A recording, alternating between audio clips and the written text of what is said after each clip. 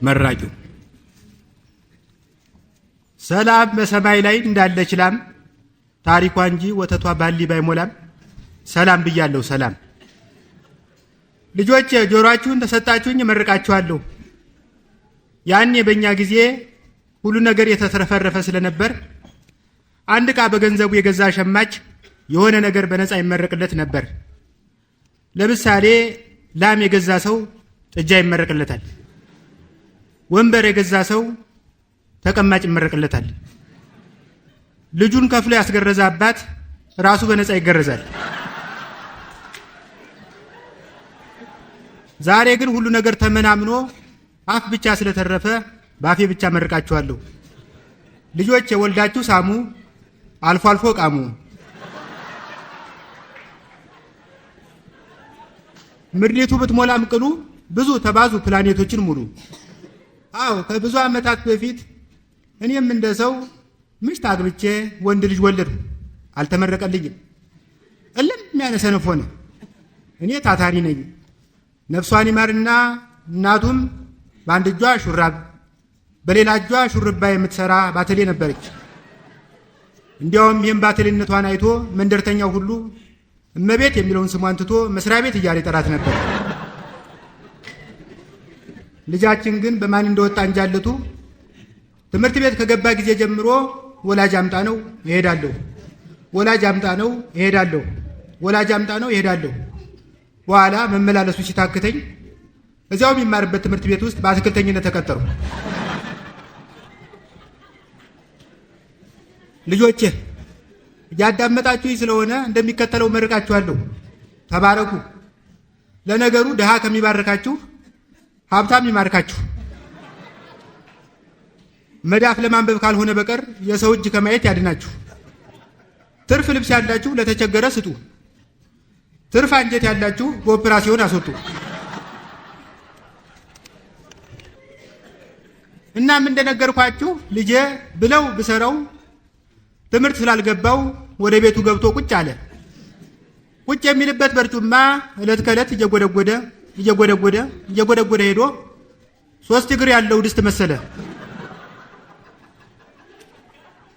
ኋላ ቢጨንቀኝ ቢጠበኝ ሊቀ መላኩ ልጄን ስራ ብታስገባልኝ ባለቀለሙን ጃንጥላ አውሳለሁ ብዬ ተሳልኩ። በአመቱ በኢትዮጵያ የቦክስ ፌዴሬሽን ውስጥ የሥራ ዕድል ተገኘለት።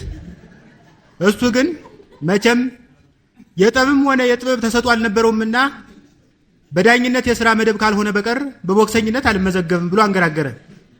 ያኔ ብልጭ ብሎብኝ የቆላ ከስራዬ ላጥ አድርጌ ሳበቃ እዚህ ተጎልተህ እኔ በነፃ ስለበድብህ የምትኖር የቦክስ ፌዴሬሽን በደሞዝ ቢያስደበድብህ አይሻልም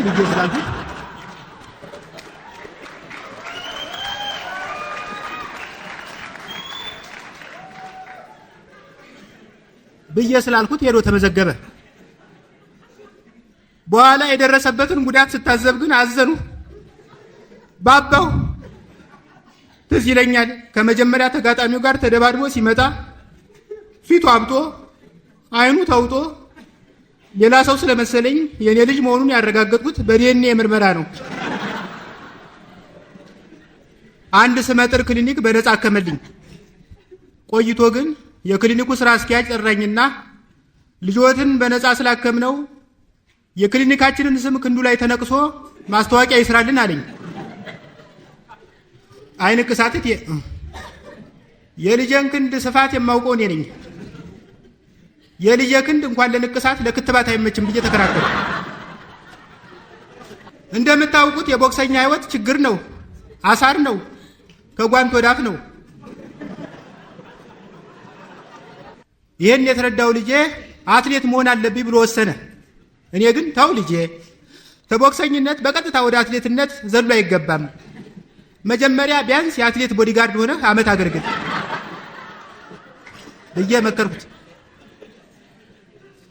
አልሰማኝም። ማራቶን መሮጥ አስቦ በልምምድ ላይ ሳለ ሳያስበው የሀገራችንን ድንበር አልፎ ሱዳን ገባ። ሱዳን መግባቱ ሲነገረው ሻንጣዬን ላኩልኝ ብሎ ደብዳቤ ሰደደ።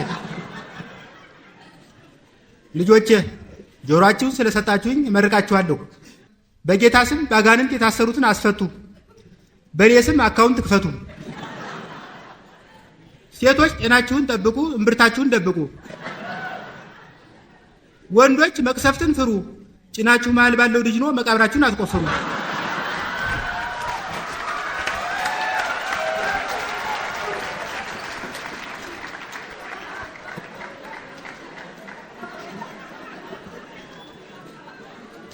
እና እንደነገርኳችሁ ልጄ በአሁኑ ጊዜ ሱዳን ውስጥ ይገኛል። አገራችን ካላደገች በቀር አልመለስም ብሏል። እንደኔ አገራችን ያላደገችው በሀብቷ ስላልተጠቀምንበት ነው። በወንዞች ምን ተሰራ? ምንም። ድልድይ እንኳን አልተሰራም። በገጠር ወዲያ ማዶ ወንዝ ዳር የበቀለ ዛፍ ተገርስሶ ወዲህ ማዶ ታልተጋደመ በቀር ድልድይ የለም። አዎ በገጠር ተጥንት ጀምሮ ወንዙ ብቻ ሳይሆን ድልድዩም የእግዚአብሔር ስራ ነው። ሌላው ይቅር በመብራት ጉዳይ ከሱዳን ማነስ አለብን። ልጄ በጻፈልኝ ደብዳቤ እንደገለጸው ሱዳን ውስጥ መብራት በፈረቃ ሆነ የሚባለው ሳሎን በርቶ ምኝታ ቤት ሲጠፋ ነው።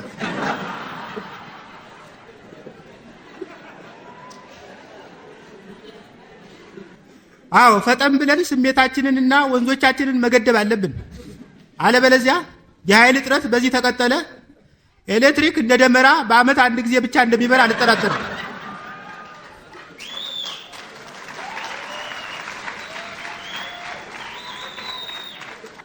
በሀገራችን ብዙ ማዕድኖች ይገኛሉ። ተቆፍረው ከወጡት ብንጀምር እንኳ ወርቅ፣ መዳብ፣ የከበረ ድንጋይና የተከበረ አጥንትን መጥቀስ ይቻላል። የነዳጅ ነገር አልለየለትም። አሁን ባለው ተጨባጭ ሁኔታ አናዳጅ እንጂ ነዳጅ በሀገሪቱ የለም። ስለዚህ እንደኔ አማራጭ የኃይል ምንጭ መፈለግ አለብን። በቂ የሆነ የፀሐይ ብርሃን አለን። ኧረ እንስራበት ጎበዝ። እነ ጃፓን በፀሐይ ብርሃን ኃይል ወይም ሶላር ኢነርጂ ወፍጮ ይተክላሉ፣ ኢንዱስትሪ ያቆማሉ።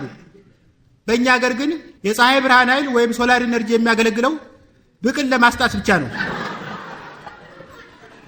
ከዚህ በፊት አንድ ተመራማሪ እንደገለጠው የሀገራችን ዳግም አረቄ የነዳጅ አቅም ስላለው እሱን ተጠቅሞ መኪና ማሽከርከር ይቻላል።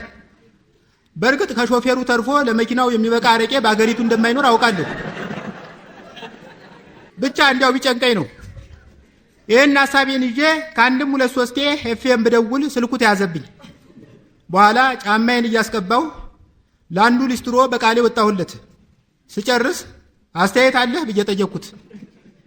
ቀና ብሎ አየኝና ጌታዬ ይሄ ያዝኩት እኮ የሊስትሮ ሳጥን እንጂ የአስተያየት መስጫ ሳጥን አይደለም አለኝ። እናንተ ግን በጥሞና ስላዳመጣችሁኝ እመርቃችኋለሁ። ፖለቲካችንን ያሳምረው፣ ስልጣንም ኤክስፓየር ዴት ይኖረው።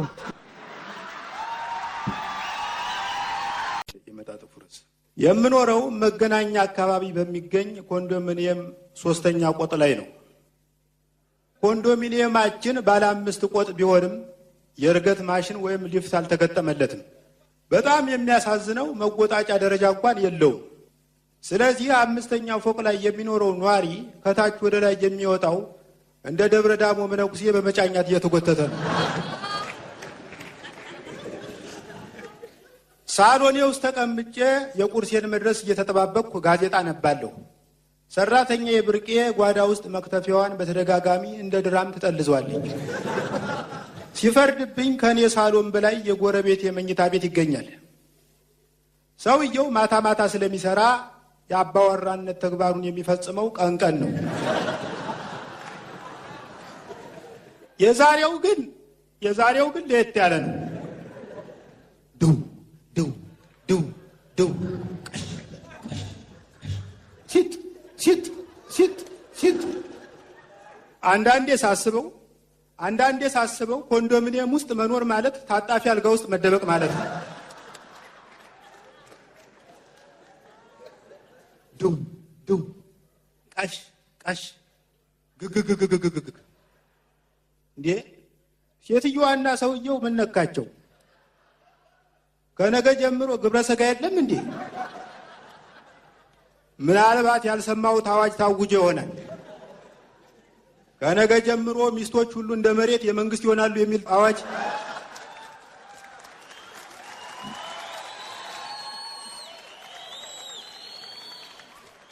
ታውጆ ይሆናል። ቁርስ እስኪደርስ ከቤቴ ወጥቼ በሰፈራችን በሚገኝ ካፌ በረንዳ ላይ ተቀምጬ አላፊ አግዳሚውን መቃኘት ጀመርኩ። አስተናጋጁ ሻይና ሎሚ ያመጣልኝ። ሻዩ ጥሩ ነው። ሎሚው ግን መጠኑ የወፍ እንቁላል ሲያክል ጠጣርነቱ እንደ ብረት አሎሎ ነው። በነገራችን ላይ ዘንድሮ ወንዶች ለጥምቀት የሚወረውሩት ይህን ሎሚ ከሆነ ሴቶች ጃን ሜዳ ከመሄዳቸው በፊት ሄልሜትና ጋሻ መታጠቅ አለባቸው።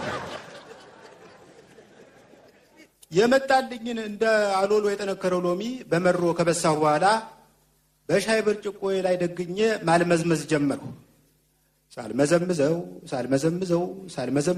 ሳልመዘምዘው ከጭማቂው ቀድሞ ላቤ ብርጭቆ ላይ ጠብ አለ። ኤዲያ ፍራፍሬ ደቡብ ቀረ። ባለፈው ሳምንት አርባ ምንጭ ነበርኩ። አርባ ምንጭ የኢትዮጵያ አመሃ፣ ሰማይ ሙሉ ቅጠል፣ ምድር ሙሉ ውሃ። በአርባ ምንጭ ከተማ የሚገኝ ዛፍ ላይ ወይ ፓፓዬ፣ ወይ ብርቱካን፣ ወይ አቮካዶ፣ ወይ ሙዝ ተንጠልጥሎ ይታያል። አዲስ አበባ ውስጥ በሚገኝ ዛፍ ላይ ግን ተንጠልጥሎ የሚታየው ቸግሮት የተሰቀለ ሰው ብቻ ነው። ስለ ቅዱስ ገብርኤል የሚል የኔ ቢጤ ድምፅ ከአርባ ምንጭ መለሰኝ።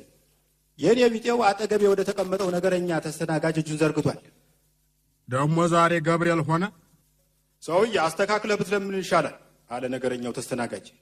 ይቅርታ ስለ ጊዮርጊስ ማለት ፈልጌ ነው። አሁንም አልተሳካም። ዛሬ ጊዮርጊስ አይደለም። ታዲያ ማን ነው? እንደሱ ነዋ። ካላወቅ የሚያውቅ ሰው መጠየቅ አለብህ። ለማንኛውም ዛሬ መርቆሪዎስ ናቸው። ስለ መርቆሪዎስ አለ ለማኙ። መርቆሪዎስ ይስጥልኝ።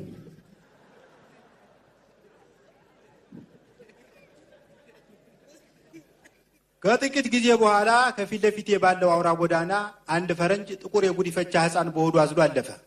ሕፃኑ ልብ ብዬ ሳየው የሆነ በነጭ ሰውዬ ገላ ላይ የበቀለ ጥቁር ቦርጭ ይመስላል። በነገራችን ላይ በአሁኑ ጊዜ ልጆቻቸውን በጉዲፈቻ የሚሸጡ ሰዎች መበራከታቸው ይሰማል። ነገሩ እንዲህ ከሆነ መዝገበ ቃላታችንን እናስተካክለው። በሀገራችን ውስጥ እህል የሚያመርቱ ሰዎች አርሶ አደር ተብለው ሲጠሩ፣ ልጅ ወልደው የሚሸጡ ሰዎች አርብቶ አደሮች ተብለው ይጠራሉ። የኔ ልጅ እርዳኝ የሚል ድምፅ ሰማሁ። የደስ ያላቸው ጎስቋላ ሽማግሌ አጠገቤ ቆመዋል። ትንሽ የማስተዛዘኛ ጭውውት ካደረግን በኋላ ልጅ የለዎትም አልኳቸው። አለችኝ፣ አረብ ሀገር ትሰራለች። ትልክልዎታለች? ደብዳቤ ትልክልኛለች። ፍራንክስ? አይ እስካሁን የለም። እጽፍላታለሁ፣ ትጽፍልኛለች። ቸገረኝ ስላት ለበጎ ነው ትለኛለች። እስካሁን 20 ደብዳቤ ተጻጽፈናል። ይኸውልህ ወንድሜ፣ በስተርጅና ዘመን ጧሪ ትሆነኛለች አልኳት ልጄ የብር ጓደኛ ሆነኝ አረፈች። ወንድ ልጅስ የለዎትም? ነበረኝ። እሱ ደግሞ ጥቂት ተውተረተረና አልሆን ሲለው መላ ፈለገ። የሆነ ተራራ ላይ ጣሊያን ቀብሮት የሄደ ወርቅ አለ ማለትን ስለሰማ ወደዚያ ሄደ። እዚያ ሲቆፍር ኧረ ተወኝ ወዳጄ። ምን ነው? እዚያ ሲቆፍር ጣሊያን ቀብሮት የሄደ ወርቅ አገኛለሁ ብሎ ጣሊያን የቀበረው ፈንጂ አግኝቶት ብትንትን አወጣው። እኛም የተበታተኑን አጥንቱን በወረንጦ ለቅመን ለችግኝ መትከያ በቆፈርነው ጉድጓድ ውስጥ ቀበር ነው። ጥቂት ቆይቶ በመንደራችን የታወቀው ማጅራት መች ጣሰው ገላምጦኝ አለፈ። ጣሰው ከሰዓት እላፊ ውጭ ጭር ባለ መንገድ ዳር ካገኘህ ያስቆምህና ከጆሮ ላይ ማርከር አውጥቶ ማጅራት ላይ ምልክት ያደርግብሃል። ከዚያ ምቱ በባህላዊ መንገድ ይሁንልህ ወይስ በዘመናዊ ብሎ ያማርጣል። በባህላዊ መንገድ ይሁንልህ ካልክ በወይራ ሽመል ሲጠቀልልህ፣ በዘመናዊ መንገድ ይደረግልህ ካልክ በፌሮ ይነርታል። በእኛ ሰፈር የሚኖር መጽሐፍ ሻጭ 7 ጊዜ ማጅራቱን ተመቶ ባለመሞቱ ተርሚኔተር የሚል ቅጽል ስም ተሰጥቶታል። ማጅራት መቺው ጣሰው መጽሐፍ ሻጩን ባየው ቁጥር ደንበኛ የመጣ ይላል። ደንበኛዬ ሲል በተደጋጋሚ መጽሐፍ ገዝቼዋለሁ ማለቱ ሳይሆን በተደጋጋሚ ደብድቤዋለሁ ማለቱ። በጣም አመሰግናለሁ።